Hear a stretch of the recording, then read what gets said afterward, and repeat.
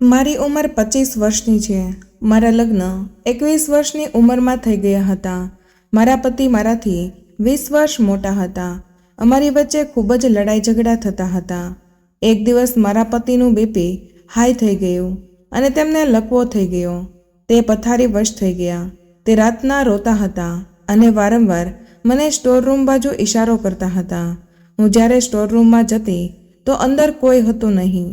પછી એક દિવસ મારા પતિનું મૃત્યુ થઈ ગયું।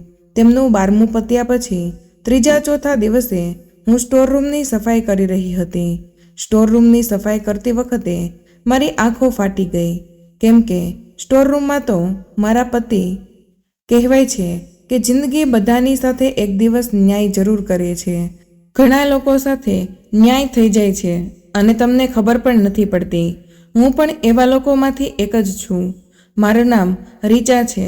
હું વધારે દેખાવડી ન હતી। મારા માતા પિતાએ મારા લગ્ન એક સરકારી નોકરી કરતા માણસ સાથે કરાવ્યા હતા, જે ખૂબ જ સારી પદવી ઉપર હતા, પર મારાથી 20 વર્ષ મોટા હતા અને તેમના માથા પર જરાય વાળ ન હતા। અમે જ્યારે પણ સાથે બહાર જતા તો અમને જોઈને બધા એવું સમજતા કે હું તેમની દીકરી છું। તેમને મને કહ્યું કે હું થોડુંક વધારે જમતી જાઉં અને પોતાનું વજન વધારું, જેના કારણે હું થોડી એમના જેવી બરાબર લાગું। મેં મજાકમાં કહી દીધું કે હું વજન વધારું એના કરતાં તમે પોતાનું વજન ઓછું કરી લો। એટલું કહેતા જ તે ગુસ્સે થઈ ગયા અને તરત જ મને ગાલ ઉપર થપ્પડ મારી દીધી। હજી અમારા લગ્નને 10 જ દિવસ થયા હતા અને એમણે મારા ઉપર હાથ ઉપાડ્યો।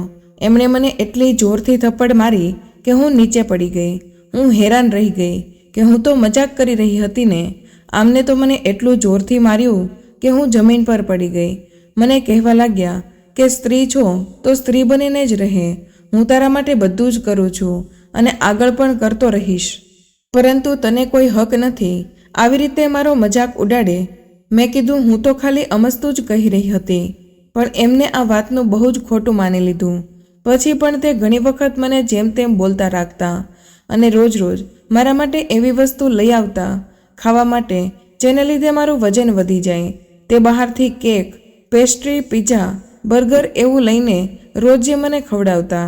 બધાને લાગતું કે તે મને કેટલો પ્રેમ કરે છે કે રોજ મારા માટે કંઈક ને કંઈક લઈ આવે છે, પણ હકીકત તો એ હતી કે જલ્દીથી મારું વજન વધી જાય એવું ઈચ્છતા હતા, એટલે આવી બધી વસ્તુઓ મારા માટે લઈ આવતા હતા। મને રોજ રોજ આવું બહારનું ખાવાનું ગમતું નહીં। બહારનું ખાવાના કારણે મારા પેટમાં ખરાબી થઈ જતી હતી અને તેમણે કહ્યું કે તારે આ બધું ખાવું જ પડશે। આવું બધું ખાવાના કારણે મારું વજન તો વધી ગયું, પરંતુ હું ખૂબ જ ખરાબ દેખાવા લાગી હતી। બધા મને કહેવા લાગ્યા કે તું લગ્ન પહેલાં કેટલી પાતળી હતી અને આટલી જલ્દી તારું આટલું વજન કેમ વધી ગયું। મારા પતિએ મને બીજાને કંઈ પણ કહેવાની ના પાડી હતી। તેમને લગ્નના 10મા દિવસે જ મારા ઉપર હાથ ઉપાડ્યો હતો। તે મારા માતા પિતાને ગાળો પણ આપતા અને મને જેમ તેમ બોલતા રહેતા। તેઓ મને પોતાની કમાણીમાંથી એક પણ રૂપિયો આપતા ન હતા। મારી જિંદગી ખૂબ જ ખરાબ રીતે ગુજરી રહી હતી। તે મને જરાય માન સન્માન પણ આપતા નહીં। હવે તો તેમણે મને કહેવાનું શરૂ કરી દીધું હતું કે પૈસા જોઈતા હોય તો કંઈક કામ શરૂ કરી દે।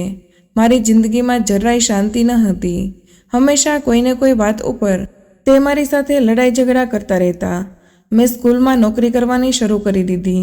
મારી હાલત એટલી ખરાબ હતી કે ક્યારેક ક્યારેક તો સ્કૂલમાં વિદ્યાર્થીઓની સામે પણ મને રડવું આવી જતું। બાળકો હેરાન થઈ જતા કે ટીચરને શું થયું છે તે મને પૂછતા, પણ મારી પાસે તેમને કહેવા જેવું કંઈ જ ન હતું। મારી પાસે પોતાનું કહેવાય એવું કંઈ જ ન હતું જેને આગળ હું પોતાનું દુઃખ વ્યક્ત કરી શકું। મારા પતિની વિચારધારા ખૂબ જ જૂનવાણી હતી અને પછાત હતી। તેઓ કહેતા કે ઘરવાળીને હંમેશા દાબમાં જ રાખવી જોઈએ, નહીંતર તે તમારું માન નહીં રાખે અને માથે ચડી જશે।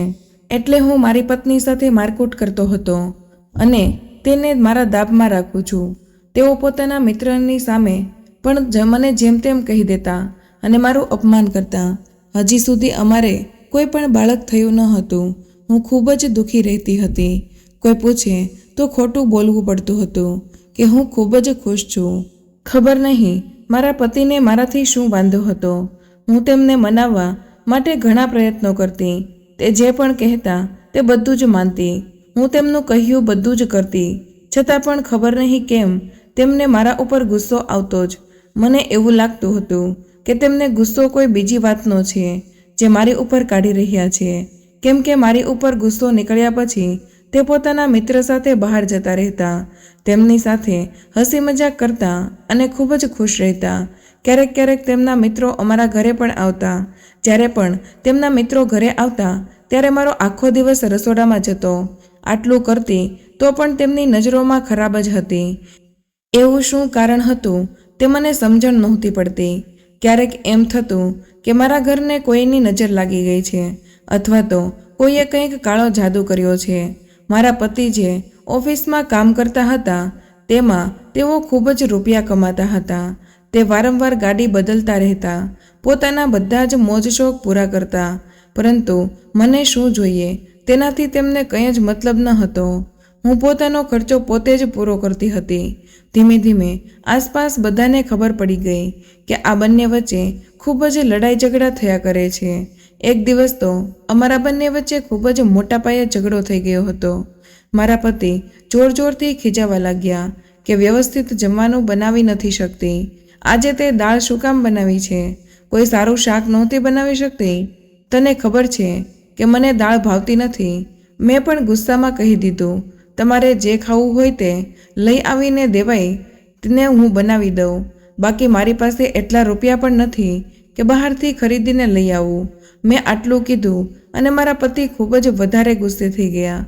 તે એટલા બધા ગુસ્સે થઈ ગયા કે તેમનું આખું શરીર ધ્રુજવા લાગ્યું અને તેમણે મને કહ્યું કે અત્યારે ને અત્યારે મારા ઘરમાંથી બહાર નીકળી જા. તું અહીં નહીં રહી શકે. તું મને પહેલાંથી જ ગમતી ન હતી. હું તો તારી સાથે મજબૂરીમાં રહેતો હતો. મારા પતિને એટલો ગુસ્સો આવી ગયો કે તેનું બીપી હાઈ થઈ ગયું અને તે પડી ગયા. મને કંઈ જ સમજાણું નહીં કે હું શું કરું. તેમની હાલત જોઈને હું ખૂબ જ ગભરાઈ ગઈ હતી. મેં જલ્દી એમ્બ્યુલન્સને ફોન કર્યો અને તેમને હોસ્પિટલ લઈ ગઈ. પરંતુ ડૉક્ટરે કહ્યું કે બીપી ખૂબ જ વધી જવાના કારણે તેમને લકવો થઈ ગયો છે. હવે તે ચાલી નહીં શકે, કંઈ બોલી પણ નહીં શકે. તેમનું આખું શરીર બેકાર થઈ ગયું છે. ફક્ત તેમની આંખો હલનચલન કરી શકે છે અને હાથની અમુક આંગળીઓ. ખૂબ વધારે ગુસ્સો કરવાના લીધે તેમનું બીપી હાઈ થઈ ગયું હતું અને પછી તેમને લકવો થઈ ગયો. થોડા દિવસો તેમને હોસ્પિટલમાં રાખ્યા અને પછી હોસ્પિટલમાંથી રજા આપી દીધી. હવે હું જ તેમની દેખરેખ કરતી હતી. તે કંઈ બોલી શકતા ન હતા અને હલનચલન પણ નહોતા કરી શકતા.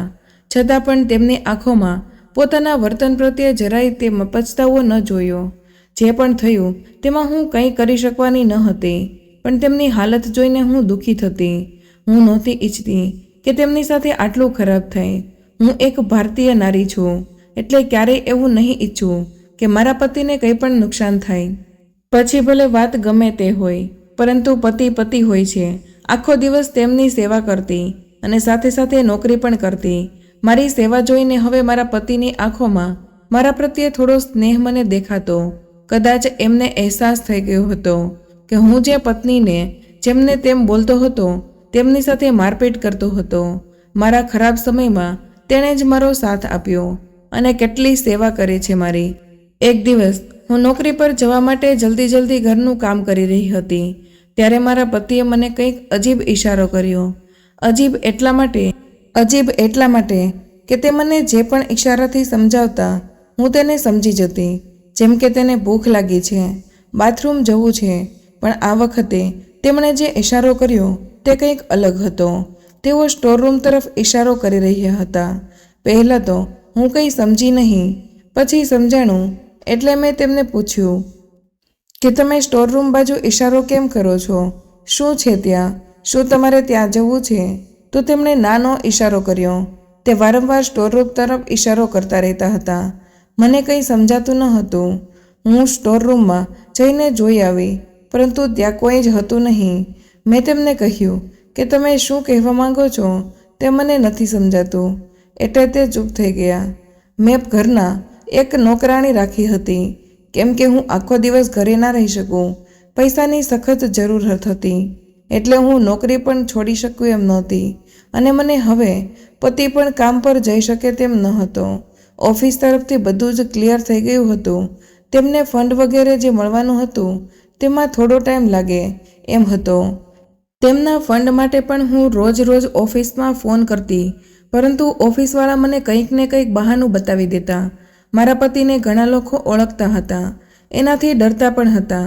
તેમનું કામ એવું હતું કે તેમની સાઇન વગર તે પૂરું ન થઈ શકે અને તે વાતનો ફાયદો મારા પતિ ઉપાડતા હતા.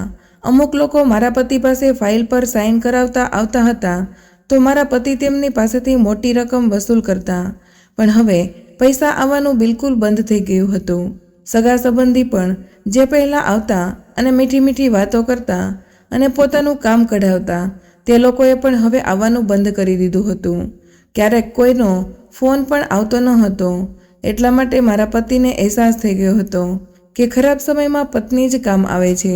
મારા પતિ રોજે સ્ટોરરૂમ તરફ ઇશારો કરતા અને રડતા. ક્યારેક તો એમની હાલત જોઈને મારી આંખોમાં પણ આંસુ આવી જતા. અમને લગ્નને હજી ઝાઝો સમય નહોતો થયો, 3 વર્ષ થયા હતા.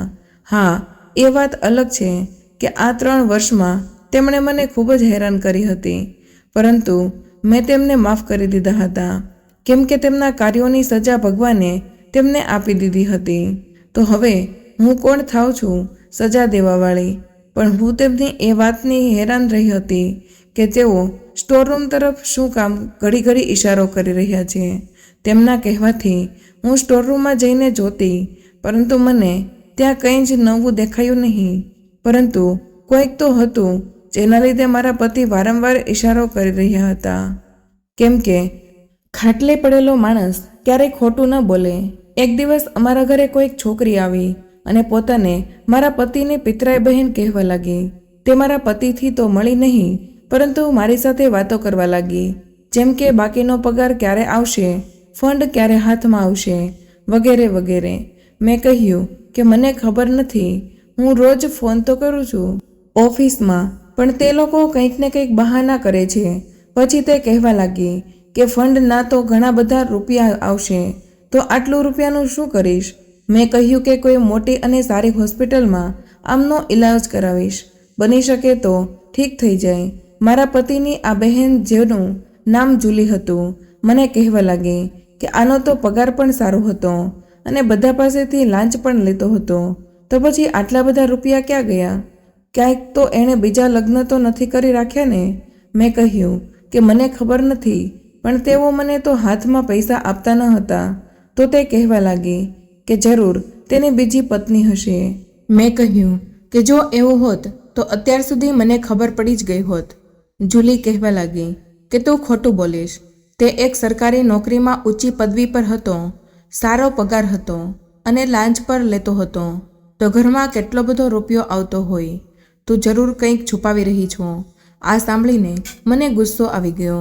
મેં કહ્યું કે હું પોતે નોકરી કરીને મારો ખર્ચો પૂરો કરતી રહી છું. તેઓ મને એક પણ રૂપિયો આપતા ન હતા. પણ જો તને શંકા હોય તો તું જ પોતે તપાસ કરી લે અને ગોતી લે તેમના રૂપિયા અને બીજી પત્નીને પણ, અને જો મળી જાય તો મને પણ બતાવજે. આનાથી વધારે હું કંઈ નહીં કરી શકું. આટલું સાંભળીને તે ગુસ્સાથી ઊભી થઈ ગઈ અને કહ્યું કે તું ખૂબ જ ઘમંડી છો. તારો પતિ પણ ખૂબ જ ઘમંડી હતો, એટલે જ તો અત્યારે ખાટલામાં પડ્યો છે. આટલું કહીને તે ગુસ્સામાં પગ પછાડતી જતી રહી. મને થયું કે દુનિયામાં કેવા માણસો હોય છે, બીમારીની તબિયત નથી પૂછતા અને રૂપિયાની ચિંતા કરે છે. હું ઊભી થઈને મારા પતિ પાસે ગઈ અને મેં તેમને જુલી વિશે વાત કરી. તેઓ મારી વાત સાંભળી રહ્યા હતા અને સમજી પણ રહ્યા હતા, પણ કંઈ બોલી શકતા ન હતા. પણ તેમની આંખોમાં આંસુ આવી ગયા. તેમની આંખો જોઈને એવું લાગતું હતું કે તે મને ઘણું બધું કહેવા માંગે છે. હું પૂરા મનથી મારા પતિની સેવા કરતી હતી. ડૉક્ટર પાસે પણ વારંવાર ચેકઅપ કરાવવા લઈ જતી હતી, પણ હર વખતે ડૉક્ટર એવું જ કહેતા કે તમે ઈચ્છો તો બીજા કોઈ ડૉક્ટરને બતાવી દો, પણ મને નથી લાગતું કે આ હવે ઠીક થઈ શકશે. ડૉક્ટરની વાત સાંભળીને મારી હિંમત તૂટી જતી. ડૉક્ટર હર મહિને ચેક કરતા, પણ હર વખતે એમ જ કહેતા કે આની ઠીક થવાની કોઈ આશા ન રાખતા. મારા પતિ હજુ સ્ટોરરૂમ તરફ ઇશારો કરતા અને રોતા. તે આખો દિવસ ખૂબ જ ઉદાસ અને ચિંતામાં રહેતા. હવે ધીમે ધીમે તેમનું ખાવા પીવાનું પણ ઓછું થઈ ગયું હતું. ડૉક્ટરનું કહેવું હતું કે જો આમ જ ચિંતામાં રહેશે તો દવા બહુ જ અસર નહીં કરે. એક દિવસ જ્યારે હું સૂઈને ઉઠી અને મારા પતિને ઉઠાડવા ગઈ તો તેમણે આંખો ખોલી નહીં અને તેમનું શરીર પણ ઠંડુ પડી ગયું હતું. મેં જલ્દી જ ડૉક્ટરને ફોન કર્યો. ડૉક્ટર આવ્યા અને ચેકઅપ કર્યું અને કહ્યું કે આ તો રાતના જ મૃત્યુ પામ્યા છે. આ સાંભળીને હું રડવા લાગી. ડૉક્ટરે મને સમજાવ્યું કે આમાં રોવાય નહીં. તમારા પતિ જે હાલતમાં હતા તે ખૂબ જ પીડામાં હતા. તેના કરતાં તો મરી ગયા તે વધુ સારું છે, કેમ કે તે ખૂબ જ રીબાતા હતા. પછી મેં પણ પોતાની જાતને સાચવી અને વિચાર્યું કે ડૉક્ટર સાચું જ કહી રહ્યા છે. તે ઊભા થઈ શકે તેમ ન હતા. એટલા પીડામાંથી છૂટ્યા. પરંતુ જે પણ હોય, મને મારા પતિને ગુમાવવાનું ખૂબ જ દુઃખ થયું હતું. તે જેવા પણ હતા, પણ તેમની હયાતીમાં હું પોતાને સુરક્ષિત અનુભવતી. તે હતા તો એવું લાગતું કે મારે કોઈ પોતાનું છે, ભલે નામનું જ હોય, કેમ કે મારા લગ્ન પછી મારા માતા પિતા તો મૃત્યુ પામ્યા હતા. હવે આ દુનિયામાં મારું કોઈ હતું નહીં. હું એકલી પડી ગઈ હતી, મૂંઝાઈ ગઈ હતી અને એકલતાને દૂર કરવા માટે હું કંઈક ને કંઈક ઘરનું કામ ગોતીને કરતી રહેતી. નોકરાણીને મેં હજુ કાઢી ન હતી. તે મારી સાથે જ રહેતી હતી. કમસે કમ તેના રહેવાથી મને એકલાપણું ન લાગતું અને થોડું મન લાગતું ઘરમાં. હું બારે ખૂબ જ ઓછી નીકળતી હતી. બહારનું કામ બધું નોકરાણી કરી આવતી હતી. એક દિવસ હું ઘરનું કંઈક કામ કરી રહી હતી ત્યારે ઘરનો દરવાજો ખખડ્યો. નોકરાણીએ જઈને દરવાજો ખોલ્યો અને આવીને મને કહ્યું કે તમને મળવા માટે કોઈ બેન આવ્યા છે. તેની સાથે એક નાનો છોકરો પણ છે. મેં કહ્યું તે તેમને અંદર આવવાનું કહે. તે જ્યારે અંદર આવી તો હું તેને ઓળખવાની કોશિશ કરવા લાગી કે ક્યાંક મેં એને જોઈ હોય, પરંતુ તે મારી જાણીતી ન હતી. પછી તે જે બોલી તેના કારણે મારા માથા ઉપર પહાડ તૂટી પડ્યો. તે કહેવા લાગી કે તારા પતિ મારા પણ પતિ હતા.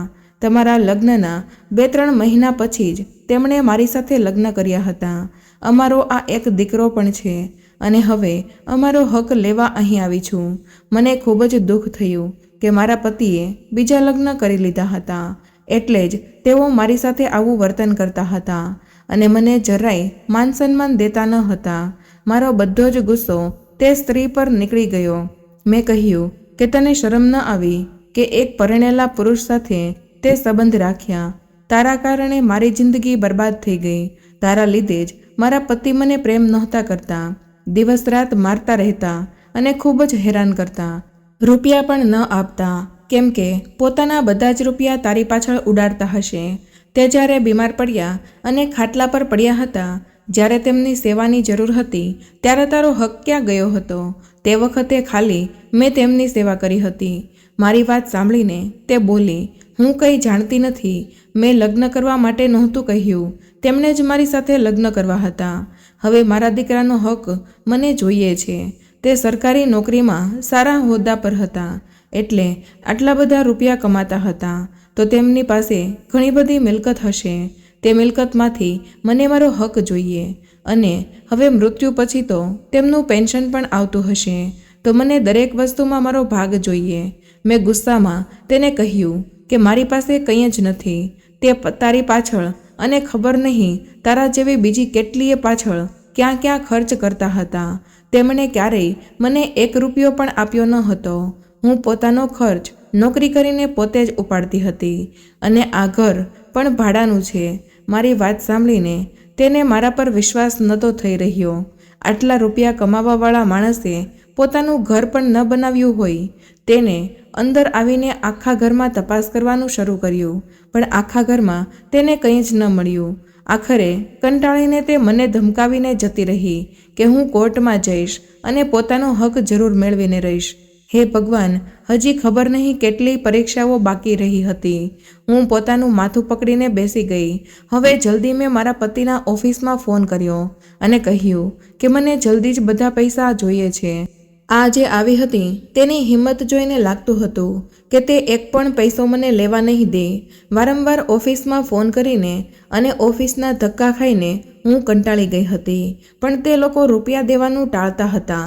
હવે તો મારી નોકરી પણ છૂટી ગઈ હતી. ઘરમાં રૂપિયાની ખૂબ જ જરૂર હતી. ધીમે ધીમે હાલત એવી ખરાબ થઈ રહી હતી કે એક ટંકનું સરખું જમવાનું પણ નહોતું મળતું. ક્યારેક ક્યારેક મારે ભૂખ્યા સૂઈ જવું પડતું હતું. મેં નોકરાનીને પણ નીકાળી દીધી હતી. તેને કહ્યું હતું કે હું તને પગાર નહીં દઈ શકું, એટલે તું ક્યાંક બીજે કામ કરી લે. ભૂખને કારણે મારી તબિયત ધીમે ધીમે ખરાબ થવા લાગી. ક્યારેક બીમાર થઈ જતી તો દવા લેવાના પણ રૂપિયા ન હતા. 2-3 દિવસમાં પોતે જ ઠીક થઈ જતી, પણ મારી તબિયત વધારે નબળી પડી ગઈ હતી. શરીર એટલું નબળું પડી ગયું હતું કે ખાલી હાડપિંજર હોય એવું લાગતું હતું. બીજે નોકરી કરી શકું તેમ પણ ન હતી. મારી નોકરાણી ખૂબ જ ભલી હતી. તે ક્યારેક ક્યારેક અમારા હાલચાલ પૂછવા આવતી અને મને કંઈક ખાવાનું પણ દઈ જતી. એક દિવસ મકાન માલિક આવ્યા અને કહ્યું કે મકાનનું ભાડું આપો, નહીંતર મકાન ખાલી કરી દો. હું તેમની પાસે ખૂબ જ કરગરી કે હું ક્યાં જઈશ, પણ મકાન માલિક ખૂબ જ પથ્થરદિલ હતો. મારા રડવાની તેના પર કંઈ જ અસર થઈ નહીં. તે ધમકી દઈને જતો રહ્યો કે ઘર ખાલી કરી દે, નહીંતર કાલે આવીને બધો જ સામાન બહાર ફેંકાવી દઈશ. પછી થોડીવાર રહીને તે કંઈક વિચારીને મારી પાસે આવ્યો અને કહેવા લાગ્યો કે તું ઈચ્છે તો આ ઘરમાં રહી શકે છે, તે પણ ભાડું દીધા વગર. હું ખુશ થઈ ગઈ કે કદાચ મકાન માલિકને મારી ઉપર દયા આવી લાગે છે, પરંતુ તેના નજરોમાં દયા નહીં, હવસ દેખાઈ રહી હતી. તે મારી પાસે આવ્યા અને મારા ખભા ઉપર હાથ રાખી અને ધીમેથી ખભો દબાવીને બોલ્યા, તું મારી વાત સમજી રહી છો ને? જો તું ઈચ્છે તો ભાડું દીધા વગર અહીં રહી શકે છે. ફક્ત મારી બધી વાત તારે માનવી પડશે. મારી આંખોમાં આંસુ આવી ગયા. તે મને વિચારવાનો સમય આપીને જતો રહ્યો. હું મનમાં ને મનમાં મારા પતિને કોસી રહી હતી કે કમસે કમ ઘર તો પોતાનું બનાવી દીધું હોત, જેથી હું પોતાની આબરૂ બચાવીને ઘરમાં સુરક્ષિત રહી શકત. પણ મેં વિચારી લીધું હતું કે ગમે તે થઈ જાય, મારી આબરૂ પર આંચ નહીં આવવા દઉં. મેં તે જ દિવસે ઘરનો ઘણો બધો સામાન વેચવાનું વિચારી લીધું અને વિચાર્યું કે તેનાથી જે પૈસા આવશે તેનાથી ભાડું ચૂકવી દઈશ અને અહીંથી જતી રહીશ. ભલે મારે બીજાના ઘરના કચરા પોતા કરવા પડે, પરંતુ હું પોતાનું ગુજરાન કરી લઈશ. ઘરનો મોટો જે સામાન હતો તે મેં વેચી નાખ્યો અને થોડો ઘણો નાનો મોટો સામાન બચી ગયો હતો તેને સેટ કરવા લાગી. આ બધું કામ કરતાં કરતાં મારા પતિની વાત યાદ આવી ગઈ કે કંઈક તો એવું હતું જેને લીધે મારા પતિ ઇશારો કરીને સ્ટોર રૂમ બતાવતા હતા. મેં સ્ટોર રૂમમાં જઈને તપાસ કરી, પરંતુ મને કંઈ જ મળ્યું નહીં. ત્યાં એક પિત્તળનો ઘડો પડ્યો હતો. મેં વિચાર્યું કે આ કિંમતી હશે, આને વેચીને ઘણા પૈસા મળશે. આ વિચારીને ઘડો ઉપાડ્યો ત્યારે તે ઘડો મારા હાથમાંથી નીચે પડી ગયો. ઘડો પડવાના કારણે નીચેની લાદી તૂટી ગઈ. તૂટેલી લાદીની નીચે એક પેટી દેખાણી. મેં જલ્દી તે પેટીને બહાર કાઢી અને ખોલીને જોયું તો મારી આંખો ફાટી ગઈ. આખી પેટી સોના ચાંદીના સિક્કા અને કિંમતી આભૂષણોથી ભરેલી હતી. અડધો ભાગ દાગીના અને સિક્કાથી ભરેલો હતો તો અડધો ભાગ રૂપિયાથી ભરેલો હતો. આ બધું જોઈને હું તો હેબતાઈ ગઈ હતી. મારા પતિની આખી જિંદગીભરની કમાણી આ પેટીમાં હતી. સરકારી નોકરી કરતા હતા અને કમસે કમ 20 વર્ષની નોકરી થઈ ગઈ હતી. આટલા બધા વર્ષ જેટલા રૂપિયા કમાયા હતા તે બધા જ ભેગા કરીને તેમણે આ પેટીમાં રાખ્યા હતા. હવે મને સમજાણું કે મારા પતિ વારંવાર સ્ટોરરૂમ તરફ ઇશારો કેમ કરતા હતા. કદાચ મરતા પહેલાં તે પોતાના બધી જ મિલકત મને દેવા માંગતા હતા. છેલ્લા દિવસોમાં મારી સેવા જોઈને તેમને વિશ્વાસ આવી ગયો હતો કે આખી દુનિયામાં એકલી હું જ છું જે સાચા દિલથી તેમને પ્રેમ કરું છું. મારી આંખોમાં ખુશીના આંસુ આવી ગયા અને મનમાં પતિનો આભાર માન્યો અને ભગવાન પાસે તેમની આત્માની શાંતિ માટે પ્રાર્થના કરી. મેં જલ્દી બધું જ એક બેગમાં ભરી લીધું. મેં મારી નોકરાણીને ઘરે બોલાવી અને વધેલો થોડો ઘણો સામાન તેને આપી દીધો અને થોડા રૂપિયા પણ આપ્યા. મકાન માલિક આવે તે પહેલાં હું ત્યાંથી જતી રહેવા માંગતી હતી, કેમ કે મને તેના પર વિશ્વાસ હતો નહીં. મને એકલી જોઈને તે મારી સાથે કંઈ પણ કરી શકતો હતો. મારી નોકરાણી હેરાન થઈ ગઈ કે મારી પાસે આટલા રૂપિયા ક્યાંથી આવ્યા. તેને લાગ્યું કે કદાચ મારા પતિની ઓફિસથી મને પૈસા મળ્યા હશે, પરંતુ તે સરકારી કર્મચારીઓ તો રૂપિયા ખાઈ ગયા હતા. એક પણ રૂપિયો આપ્યો ન હતો. થોડોક જરૂરી સામાન અને મારા પતિએ રાખેલા રૂપિયા લઈને હું બીજા શહેરમાં જતી રહી. સૌથી પહેલાં ત્યાં જઈને એક નાનકડું ઘર ખરીદી લીધું અને હવે આજે મારી પાસે બધું જ છે. ગાડી છે, ઘર છે, પૈસા છે, બધું જ છે. મારી જિંદગી હવે શાંતિથી પસાર થઈ રહી હતી. હું બીજા લગ્ન કરવા નહોતી માંગતી. ભલે મારી ઉંમર ખૂબ જ ઓછી હતી. હું હજી ફક્ત 25 વર્ષની જ હતી, કેમ કે 21 વર્ષે મારા લગ્ન મારા માતા પિતાએ કરાવી દીધા હતા. પોતાની જિંદગીને અત્યારે હું પોતાની રીતે જીવવા માંગતી હતી. હું વધારે ભણેલી તો ન હતી. 12મા ધોરણ પછી જ મેં ભણવાનું મૂકી દીધું હતું, કેમ કે અમારા ઘરની હાલત ઠીક ન હતી અને આગળનું ભણતર પરવડે તેમ ન હતું. એટલે મજબૂરીમાં મેં પણ ભણતર મૂકી દીધું હતું. આજે મારી પાસે પૈસા છે એટલે હું પોતાનું ભણતર પૂરું કરવાનું વિચારી રહી છું. હું આત્મનિર્ભર બનવા માંગતી હતી, કેમ કે રૂપિયાનો કંઈ ભરોસો નથી. આજે છે અને કાલે ન પણ હોય. મેં એક સારા કોલેજમાં એડમિશન લઈ લીધું અને પોતાનું ભણતર પૂરું કરવા લાગી. જિંદગીમાં મેં ઘણા દુઃખો જોયા હતા. હવે જિંદગીમાં દુઃખ નહોતા, બસ એકલતા હતી. મારું પોતાનું અને મને પ્રેમ કરવાવાળું કોઈ હતું નહીં. ક્યારેક વિચાર આવતો કે શું મારી જિંદગીમાં મને ક્યારેય સાચો પ્રેમ અને સાચો સાથી નહીં મળે. પૈસા હતા એટલે ધીમે ધીમે મારી તબિયત પણ સુધરવા લાગી. હવે હું ફરીવાર પહેલાં જેવી જ થઈ ગઈ હતી. મારા રૂપિયા જોઈને ઘણા છોકરાઓ મારી સાથે દોસ્તીનો હાથ લંબાવતા, પરંતુ મને એકેયમાં પોતાનો સાચો પ્રેમ અને જીવનસાથી નજર આવતો નહીં. તમને શું લાગે છે, શું મને સાચો જીવનસાથી મળશે જે મને સાચો પ્રેમ કરે? તમારા મંતવ્ય કમેન્ટ બોક્સમાં જરૂર જણાવજો. વાર્તા ગમી હોય તો લાઈક અને શેર કરજો. ચેનલ પર પહેલીવાર આવ્યા હોય તો ચેનલને સબસ્ક્રાઈબ જરૂર કરજો. મળીએ એક નવી કહાની સાથે. ત્યાં સુધી ધન્યવાદ.